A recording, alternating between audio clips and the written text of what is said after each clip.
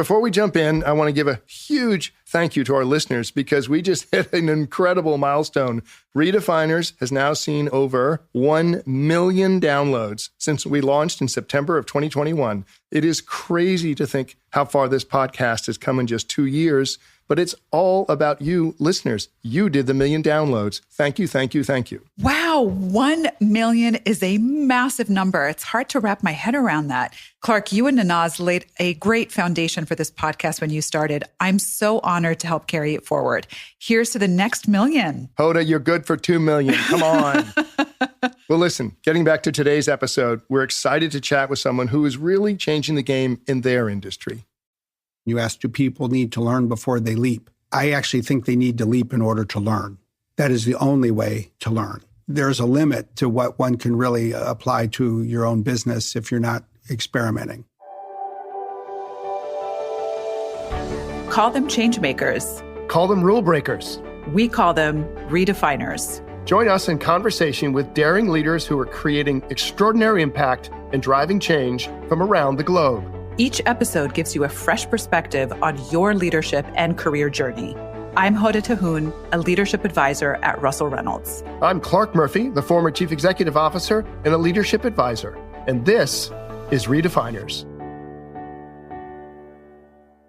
Hi, everyone, and welcome to Redefiners. Today, we have a special treat. This episode is the first in a 2-part series on technology and AI. Double the airtime, double the learnings. I'm so excited to talk with our guest today as he is at the forefront of some of the biggest issues global leaders are facing today, including technology, cybersecurity, AI, sustainability, privacy, human rights, and immigration. And the list goes on. He's been a key leader in the digital and information age, depending on what you want to call it, for the past 30 years. In fact, the New York Times has called this redefining leader a, quote, de facto ambassador for the technology industry at large, end quote.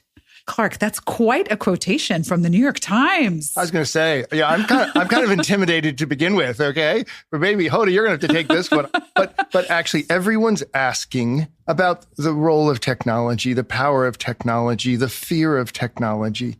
Our boards, as we recruit executives, all of whom need to be digital executives, as you'd expect. But when it comes to AI, how much do they need to learn before they leap? That's right. So these kind of issues are at the forefront of who we're recruiting as leaders. So I'm pretty pumped up to ask the ambassador, if we will, all these questions. I know. I can't wait to pick their brain. And you know, Clark, that whole intersection of productivity, efficiency, innovation, how do you thread the needle? I mean, every client of mine is dealing with this in their everyday. They're thinking about technology. They're thinking about AI, cyber risk. I mean, it's just everywhere. I don't think there's any industry that's not facing these issues today. Right. So this podcast has just moved for our listeners to 4 hours instead of 30 minutes.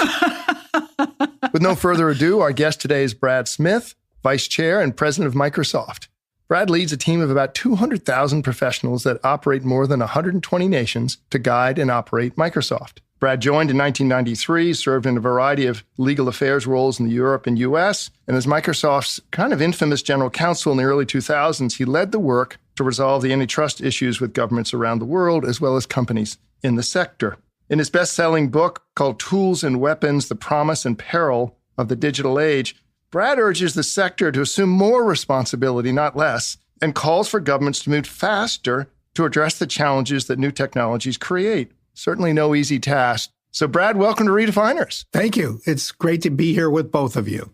Brad, we are so excited and we have a lot to unpack today. So why don't we get started with the fact that you've been now with Microsoft for about 30 years. You've had a front row seat in not only how much the tech industry has changed, but also in how much it's changed our business world, our societies, every piece and fabric of culture. The tech industry has obviously become a dominant force in every part of the global economy and really in everything that we do. So as you look back at your career so far, are there moments that stand out for you as big shifts, not only in the technology aspects such as the internet, of course, but just how the industry overall thinks and operates? I think there have been a number of shifts, and they encompass so many different things, a lot of shifts in technology, which in many ways have been the most important. But I'd actually start by pointing to a different shift. And I think you just hit the nail on the head with your question. Have there been shifts in the way the industry thinks about itself? Mm-hmm. Yes, there have. And I think they're ongoing. But what I would almost start with is an everyday experience that I think reflects a bit of human nature. I think most people, most of the time, actually look at themselves in the mirror and they like the way they look. Mm-hmm. But most people, when they look at a photograph of themselves, say, oh, I don't look good in that photo. And I've often wondered, why do we like ourselves and the way we look in the mirror, but not in a photo? And I think to some degree, it's because the camera does a better job of capturing the way we look to others than the way we look to ourselves. And for most people in business, in life, in government, in a nonprofit, you do what you do because you're excited about it. You believe in what you're doing. You believe that what you're doing is good for others. Every company has a mission statement that is fundamentally about what it's doing for a community or a society. So the tech sector for a long, long time really thought about itself fundamentally as just being good and not appreciating that the rest of the world looked at it a little bit differently. And I think the other adage or anecdote that captures this so well is a decade ago in Silicon Valley, people stood up and proudly said, we believe in moving fast and breaking things. And then eventually the rest of the world said, I think you all are breaking more than you should. And you don't hear people in Silicon Valley say that anymore. And I think that's good. The industry has gone through a shift, I would argue is still going through a shift in having to accept the responsibility that is being foisted quite rightly upon it. And the interesting thing about Microsoft is we had to go through that before others. We're not necessarily, and we never necessarily were the smartest kid in the class, but we had to enroll in this school before others did because it started for us in the late 1990s, even in the earlier 1990s, in terms of the responsibilities that governments were pushing on us. So we have more experience dealing with it at times than some of the other companies in the tech sector. And as you think about your specific career, was there a redefiner moment in how you saw and or shaped the role that you had and continue to have at Microsoft, perhaps in the tech world's role overall? The interesting thing about my 30 years at Microsoft is that in some ways you could say I've only had 4 different jobs. And formally that is true, but every year I've had a different job from the year before. And if there's a thread that runs throughout the 30 years, it probably does involve fundamentally grappling with what we just described. It has been trying to help Microsoft and others, including our customers, navigate through this ever-changing landscape. And in many ways, I started as a lawyer, but what we face in the world today is very much a connected, integrated, multidisciplinary set of functions and skills. I am happy I have a law degree, and there are days when I actually use it. And there are times when I actually give legal advice. But mostly I'm dealing with a much broader swath of questions. And, it has been that continuing broadening of intellectual disciplines, of different functions. And that defines the role I play at Microsoft today. But I also think it very much defines what is needed in the world of business and maybe the world of government and nonprofits as well to deal with just the complexity of the world in which we live. It's so complex on so many different levels. Yep, I completely agree. Can we just go back to how we look at the shift in the industry and the concern or discussion with governments and regulators? And I'm not trying to poke the bear here. I'm curious how you look at this, pushing back against the power of technology industry, who, as you say, the industry understands it now has responsibility and accountability. But you've dealt with the changing nature of government interaction responsibility. This focus on too few companies have too much impact. How do you look at that? How do you think this shift you talked about in the industry handles that nowadays? No, I think it's a good bear to poke at. And to some degree, my job is to deal with poking at things internally and externally. And I think there's a lot of virtue that comes out of asking yourself hard questions. I would say there's a few things that are interesting to think about. The first is call it the regulatory evolution for digital technology. What is most interesting in some ways about this evolution is not that we're going through it now, but that it took so long to arrive. And much more so than has been the case for the history of most technologies. So if you look at, say, the history of telecommunications or the telephone, or the history of, say, media networks, or the history of banks, or the history of even the automobile industry, they typically were regulated nationally before they globalized. Interesting. Even something like an automobile, if you really look back when auto safety rules were enacted, say in the 1960s, there were relatively few automobile imports into the United States. The world was divided along national lines. So when these industries had to adapt to regulation, they were basically having to adapt principally to one country's regulation. Right. Digital technology is different because the industry has globalized, and then now you have many different governments trying to figure out how to regulate it at the same time. And so if you're a company trying to produce and provide technology on a global scale, the fact that the world is divided into 193 different United Nations members is very complex. Then you get to the second point that you describe. Look, there's more countries than there are big tech companies. People sometimes refer to the 5 largest in the United States, which are really Apple, Google, or Alphabet. It's Amazon, it's Meta, it's Microsoft.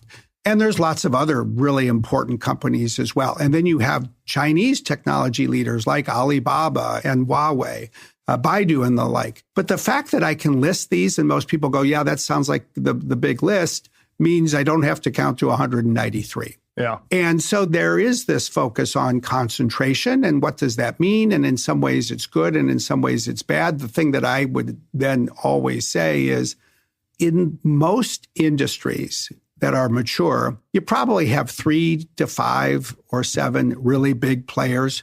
And you go to the grocery store and go down any aisle and look at the food items that are there. And what you're probably going to see is multiple items from 3 to 5 or 7 big players. And that's good. Where you should really worry is when you only have 1 or 2. But people still worry. And I think that you do a better job in life at solving problems if you worry about something than ignore it. And we have to recognize, as being the subject of some of that worry, that too raises new questions and even responsibilities that we need to address. Is it easier to be one of 5, or if you count China, one of 10? Or is it harder with 193 countries? I think that it's actually easier if you can find some common ground. The interesting thing about the technology sector is that it involves competition oftentimes not only between products, but between business models. And when you have competition between business models, you can actually quickly get to real regulatory divergence and therefore regulatory battles among companies. And so you see that as a defining feature of our industry. It's been this way going back literally to the 1980s when Fujitsu and Hitachi were battling it out with IBM and digital computer in the mainframe space. It's a complicated space is really the short story. There's a lot of complexity that one needs to manage that frankly also just includes managing relationships with other people around the world and with competitors. So, Brad, very interesting moment when we are helping boards choose leaders, particularly in the last 3 to 5 years. So post-pandemic, inflation, Ukraine. We call it systems thinking, that the ability to deal with complexity is a defining element of a great leader. And not everyone has the conceptual thinking skills to deal with complexity. Do you look for people in your teams or at Microsoft who naturally can deal with complexity? Do you think it's something you look for, or you think it's something that emerges over time as a great leader? I think it's both. It's definitely a natural aptitude that some people have, and it is a skill that anyone can develop.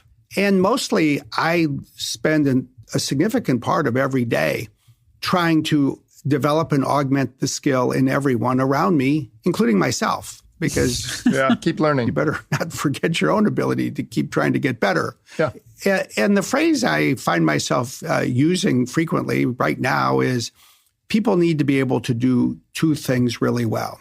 They need to be able to inspect the trees and analyze the forest. And they need to do both. If you analyze the forest without inspecting the trees, you don't really know what you're talking about. But if all you can do is inspect the trees, there is a real limit to your ability to contribute analytically, even as an individual contributor, but more importantly, as a leader who is trying to help people navigate this complexity. And if there's a frustration I sometimes find, it's when I get reports that are like tree inspection reports. Here is a report and it describes 10 trees. And I'm like, that's great. What about the forest? And then somebody says, well, let me tell you about another 10 trees. And I'm like, wait a second. I don't have time to really listen to 100 trees. And then what you're making me do is become the forest analyzer. Everybody has to be good at both of these things. And analyzing the forest is fundamentally, in my view, at least in part, an exercise in identifying patterns. Yes, 100%. That's what it's about. And the interesting thing about life that is ironic is when you have a larger organization with more people and, frankly, more resources, you actually end up with people with greater capacity to inspect more trees. So sometimes there's almost an inherent challenge in leading a large organization and trying to move people to analyze the forest. And what surprises me at times is how sometimes it is a solitary individual who just spends time thinking, who is a better analyzer of the forest. My son is 31 years old. He works as an analyst at the Rand Corporation, and he actually spends a significant part of his work focused on AI policy trends and AI regulation around the world. So we actually shared this, and so we compare notes, and sometimes I'm like, that's a really good insight. I hadn't thought about that, and no one else who works for me had either. We have more resources, but he forces himself to think on his own sometimes just by reading and thinking a lot. And I take that away and I try to remind people, never make the mistake of thinking that if you have more resources, you're going to be better at analyzing the forest. You might just need to spend some more time on your own. I love it. It's such a great point, Brad, because you need both perspectives, right? You need to be able to look at the details, inspect the trees, analyze the forest. I'm going to take that away from today's conversation. If we go back a second, though, and think about the topic of complexity of regulation, one of the things that we've really been seeing with a lot of our clients, but also just more broadly, is that cyber risk is at the top of the agenda of their priorities. Talk to us a little bit about the advice that you give executives as they think about cyber risk, the challenges in today's world, a lot of the complexities that you talked about around 190 plus countries, different jurisdictions, et cetera. What advice do you give to executives? Well, the first thing is the importance of understanding the problem. I think another mistake that it's often easy to make is to rush so quickly to trying to solve something without having common ground or a consensus or some agreement about what the problem is in the first place. And that is true of cybersecurity and understanding the threat landscape and where one fits on the landscape. So, in brief, if you look at the threat landscape for cybersecurity right now, we're seeing growing sophistication in the cyber criminal space, fundamentally being driven by about 125 cyber criminal syndicates around the world that are fundamentally in the business of exploiting vulnerabilities to make money by ransomware or exfiltrating information and then making businesses pay to get it back. And then second, there are these nation-state activities, formidable foes operating at a national scale with government resources that in part are focused on espionage of private or public information, but also, unfortunately and increasingly, really trying to plant malware in places like critical infrastructure so that if there were hostilities, they could be exploited. So the first thing that means is think about where you are. If you're a small business, you might think you're not a target, but actually you are because the cyber criminal space is targeting smaller businesses as larger organizations get more sophisticated. If you're a water company, oh my gosh, you're critical infrastructure. You may have no information that is useful to a foreign government, but they sure would like to be in a position to cut off the water supply if there were ever a war.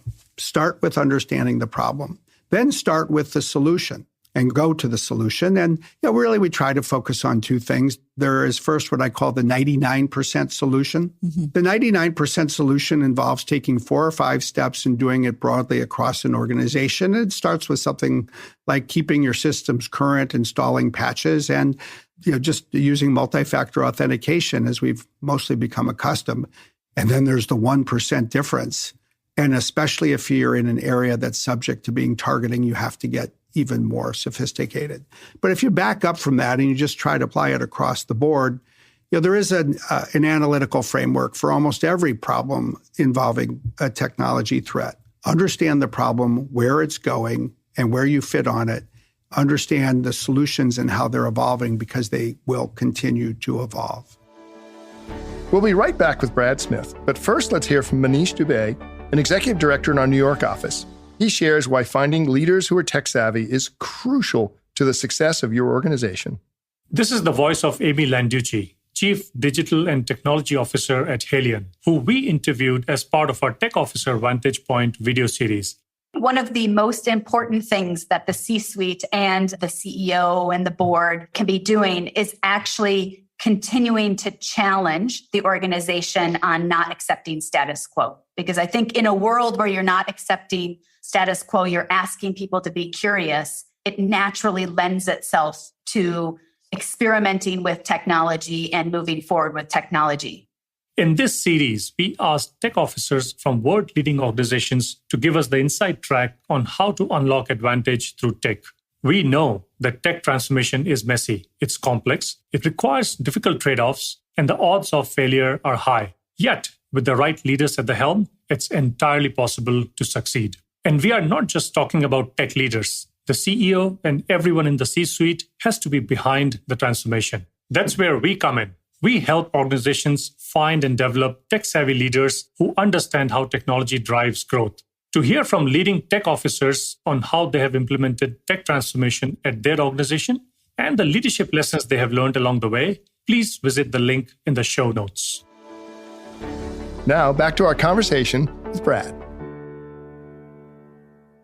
If we shift a little bit, Brad, talk about sustainability, where Microsoft and you personally have been quite aggressive in the commitments of Microsoft. And full disclosure to our listeners, we recruited the Chief Sustainability Officer to Microsoft with Brad. Melanie, you said we're going to eventually be carbon negative. So a large part of that is not only your own operations, which the buck stops with you, but your suppliers and how you look at all of the integrated operations.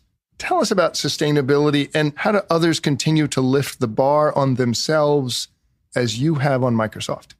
It is, I think, the issue of the decade, if not the century, given the magnitude of what is a real climate crisis. And I think most scientific research and evidence has validated that conclusion. It's going to change every part of the economy globally, and it already is. And it's another example of how we just need to fundamentally drive change in how we behave, how we work, and how we invent and use technology.